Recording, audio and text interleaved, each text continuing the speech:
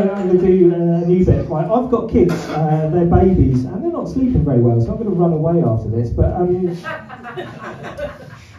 read a lot to them, and accidentally, right, I read them the scariest book known to man. It was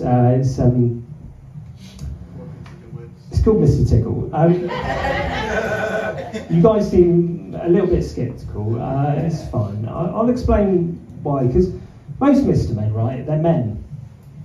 Mr. Tickle is a tickle, just a creature with extraordinary long arms that stretch and stretch and stretch. He starts all right, then he wakes himself up laughing. What kind of maniac does that? A Joaquin Phoenix's Joker, what the fuck? And then he creeps his really long, really thin, really orange arm down the stairs, picks up a biscuit. Starts his day with a biscuit. Who would start their day with a sweet treat that is not a croissant? So I'd like to set the mood for a reading.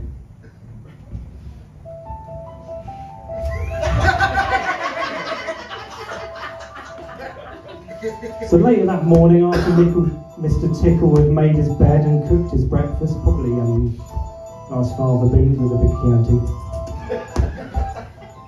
he set off through the wood. Yeah, that's right. He lives in the wood. The wood. Probably next to the witch from Hansel and Gretel. And that dead body of a child. As he walked along, he kept his eyes very wide open, looking for somebody to tickle. Anybody to tickle. Eventually, Mr. Tickle came to a school. There was nobody about, so reaching up his extraordinary long arms to the high window ledge, Mr. Tickle pulled himself up and peeped in through the open window. Inside, he could see a classroom. There were children sitting at their desks and a teacher writing at the blackboard. Mr. Tickle waited a minute, reached in through the window with his extraordinary long arms, went right up to the teacher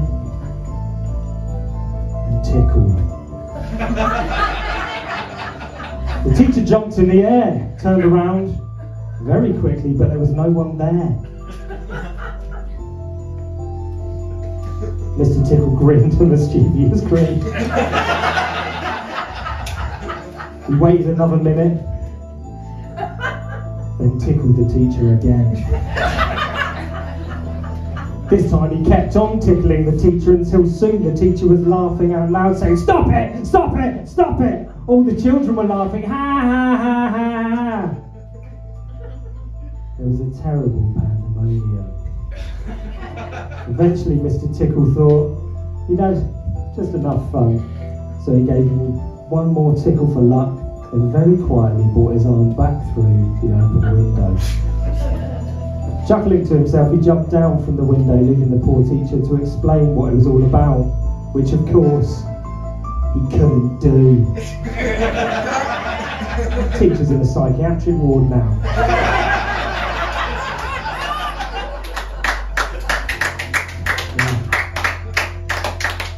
What a day Mr. Tickle had.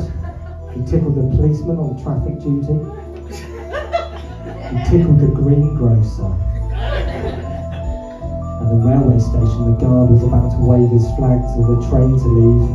As he lifted his arm, Mr. Tickle tickled.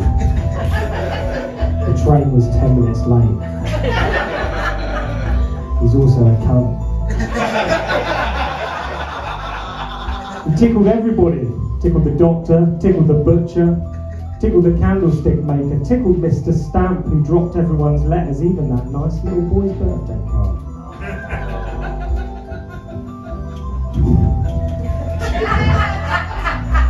And Mr. Tickle went home, sitting in his armchair in his small house at the other side of the wood. He laughed and laughed every time he thought about all the people that he tickled.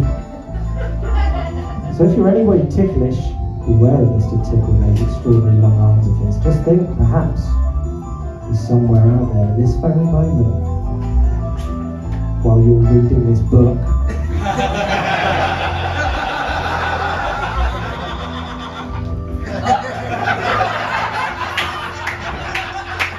Perhaps that extraordinary long arm of his is already creeping up the door of this room.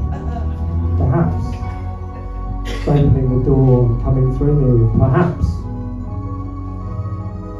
you're going to get well and truly tickled.